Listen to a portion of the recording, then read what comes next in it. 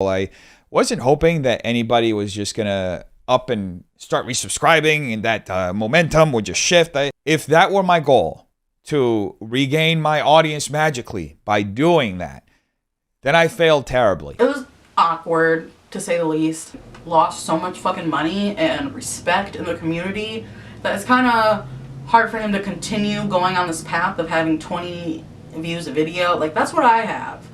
And I have less than 1,000 subscribers. Fucked up, you got canceled, people stopped watching you, they unsubscribed. That 100% do not deserve an apology. Dennis smacked her with the lawsuit. She was more funny than Dennis, if we're being honest. If we're being real, that's how it was.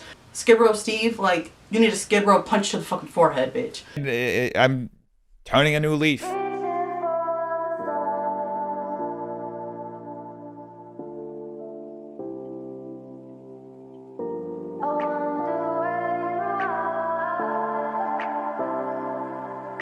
Welcome to the channel. Thank you so much for being here. I really appreciate it. My name is Kyra, and today we are diving our toes into the commentary drama world. We're going to be talking about Dennis Fitoso, also known as Toso.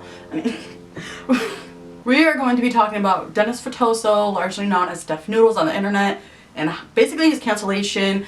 We're going to be talking about his 2 apology videos, and you know, I don't think they've been received all too well, but apparently he doesn't care, because that's not what he expected. Now, I have been a Noodle fan for like a while. Like, I started watching back when he was like doing a commentary on H3, because I was watching H3 because of Trish Paytas, and that was a whole thing too. Psh, crazy. Frenemies, iconic and also psychotic. Anyway, besides the point, I feel like I have a unique perspective because I'm someone who has watched from the beginning. I've seen the first pilot show with Steven, all the podcasts, the Downfall, the roast battles, Slavos, firing his assistants. So the way that I kind of phased out of being a Dennis fan was really when he started like criticizing his followers. Like, people were just trying to help him and say what was good for him. He was just trying to criticize him. So, like, that's kind of fucked up, you know? The only people that are there for you are the ones that you're talking shit about. Also, the Papa Gut shit, that was kind of fucked up. But as far as the Slavos,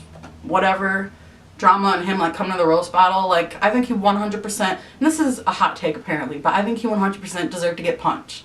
And he should have got punched in the face, because he's a racist piece of shit, and I don't know why so many people are on his side. It doesn't make sense to me. Skid Row Steve, like, you need a Skid Row punch to the fucking forehead, bitch. That's a whole video in itself, talking about how, like, fucked up that whole situation was. It's just stupid. Just like a super brief background on the people that he hired, casted, and then fired.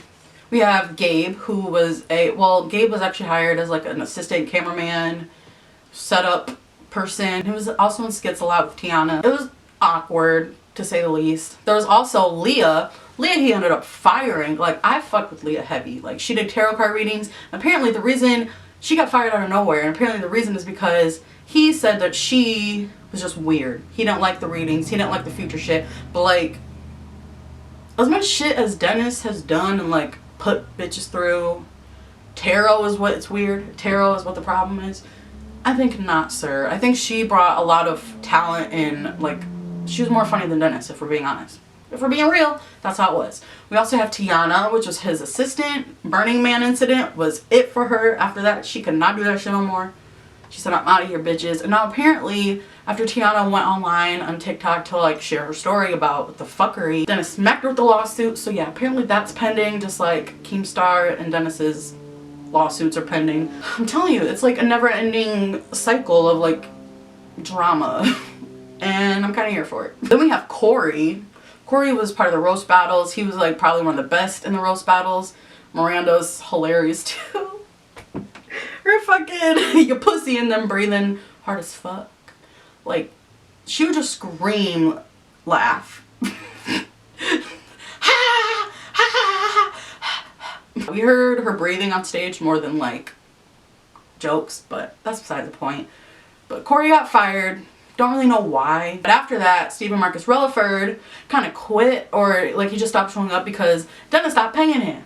And he did hell of a lot of work to just not be paid like that. Like, super fucked up if you ask me. Like, I started following Stephen like the 3rd episode probably. Definitely on Stephen and the other cast side way more than Dennis, because like, how are you gonna apologize to Slavos, I don't even know if they're the same person at this point. But you know who the fuck I'm talking about, right?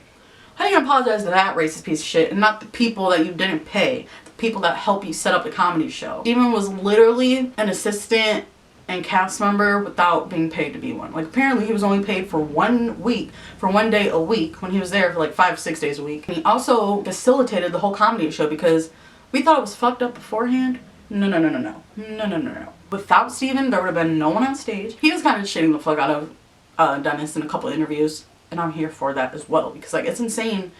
A lot of things are insane. First of all, how is he casted? Now that's a tea on all the people at play in the situation. Just a really loose summary of what he's apologizing for, I guess. He also do a bunch of rants on Twitter, like threatening to kill people, want to fight them in the street, which honestly, didn't care too much about that one. It depends, like it really depends. So his very first video. Some time right now to thank all the people who have stood by me. All 20 of them. A few situations where I unfairly responded in a way that was unbecoming, and that unbecoming. I don't believe fully represents the kind of person that I am.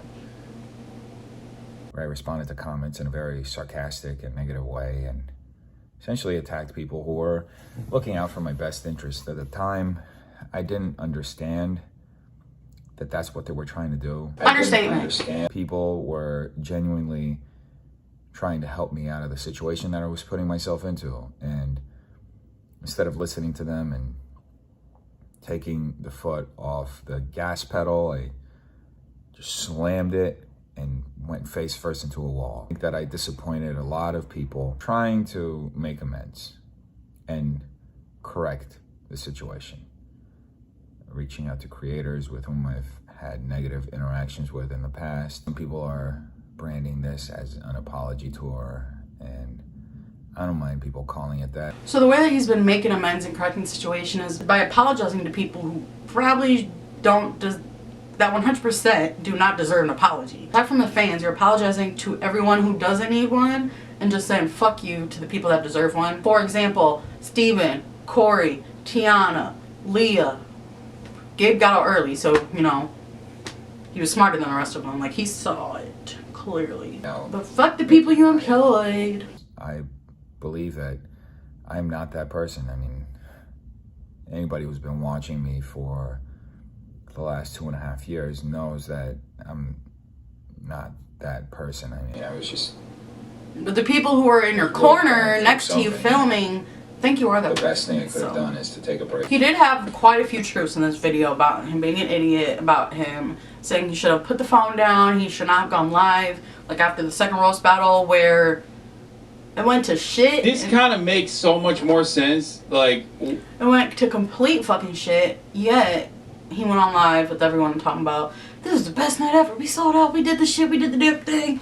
Like, no, you committed assault, which, I mean, honestly on your side for that because he's a stupid piece of racist piece of shit. So, you had it coming, buddy, but at the same time, like, come on. So this next video that came about 2 weeks after the first one is called About the Apology. And it's long, like 20-minute video reading comments, which honestly I was surprised that he stuck through and listened to some of that shit. In the past he would just usually read a couple lines and say, fuck you bitch, you know, block you, eat my ass, you know?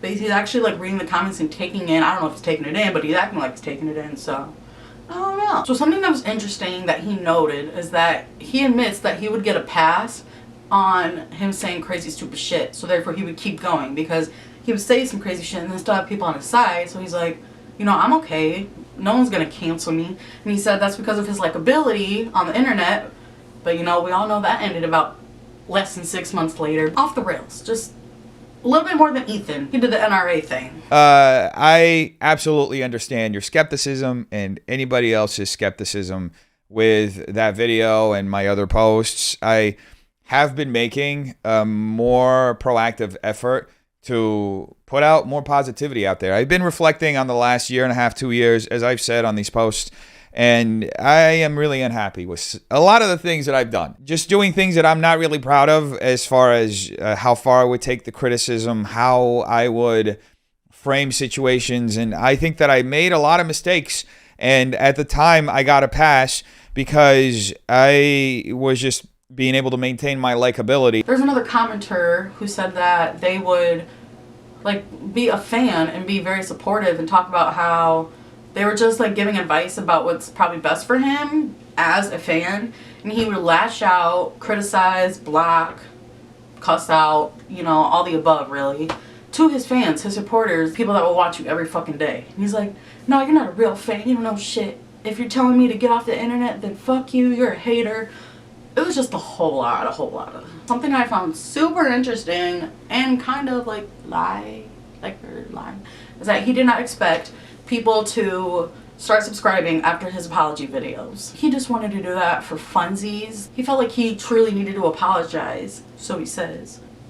But why does anyone ever apologize really on YouTube? It's because you fucked up, you got canceled, people stopped watching you, they unsubscribed, you know. Attacking people all the time, I don't feel good doing that kind of stuff. I didn't feel good in the moment. Often I felt like I had to do it like that because it was what people expected me to do. I'm turning a new leaf. It's profoundly unfair to just take one side because it's the more salacious, extreme, and clickbaity side, and it's gonna, you know, provide the greatest financial return. It doesn't feel good to be constantly doing that at the end of the day. And I can't even imagine how much shittier it feels for the person who's on the other side of that, getting that. I'm going to go on a limb, and based on everything that I went through in the last year, it doesn't feel good for that person, for the person who's on the other end of that. So I do not want to perpetuate that anymore. The way you treated your fans was ridiculous and hurtful. You absolutely dismissed everyone who genuinely cared and genuinely didn't want to see you go down like you did. And you just kept doubling down. If you are blocked and you want me to unblock you, I will unblock you. I wasn't hoping that anybody was just going to up and start resubscribing and that momentum would just shift. I did that video, and I've been making these posts purely because this is something that I feel like I have to do so that I can, you know, take the step forward toward making my online presence more positive. I had a bunch of people that I had to manage, and I was in over my head. Really. That just brought out the worst of me, and I'm not really going to make any excuses because I created that situation. I put myself in that situation, and I made the decisions on how to deal with all of that in those situations. And if I could do anything, I would redo all of that all over again. Deeply apologize to you. Honestly, I should have put the phone down before I tweeted anything nasty. I hope your self-sabotage is finally over. Only time will tell, but judging by the insane amount of bot-style entertainment tweets I just got a glimpse of, you're looking pretty sus. When I put out that video, I didn't expect it to change everything. I didn't think that everybody was just going to resub. If that were my goal when I put out the video, I don't think I would have put it out, because I don't think there's really a video that's ever saved someone's career outside of James Charles's No More Lies. I just did that video because it's something that I thought I had to do. Also, I saw some people saying that the only reason why I apologized is because my viewership fell or because my club failed, or a lot of speculation as far as what happened and what drove me to do this. I've been thinking about doing this for literally the last 6 months, more or less. I think it was around August that I started reflecting on all this stuff and trying to figure out how I could essentially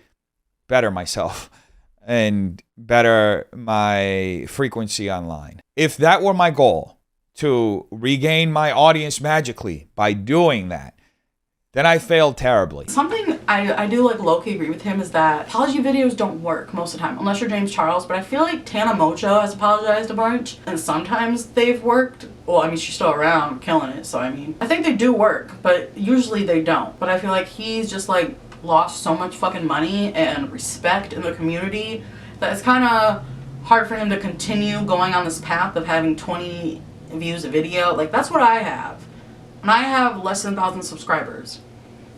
That's kind of crazy because he used to get like hundreds of thousand views a day. To 20, like, it's kind of outrageous. It's like one of the greatest downfalls maybe in YouTube history. There aren't many.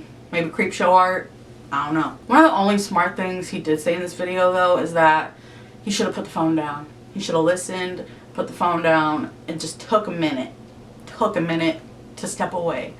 Which is smart for him to admit. Well, you're about 2 years too late, but you know. At least you'll realize it eventually. It's interesting because he still hasn't stepped away yet. Comedy Show kind of crashed and burned, but he apparently thinks that it's doing great and better than ever. And he's still selling out some shows. But he couldn't perform at his own roast battle. Like, weird.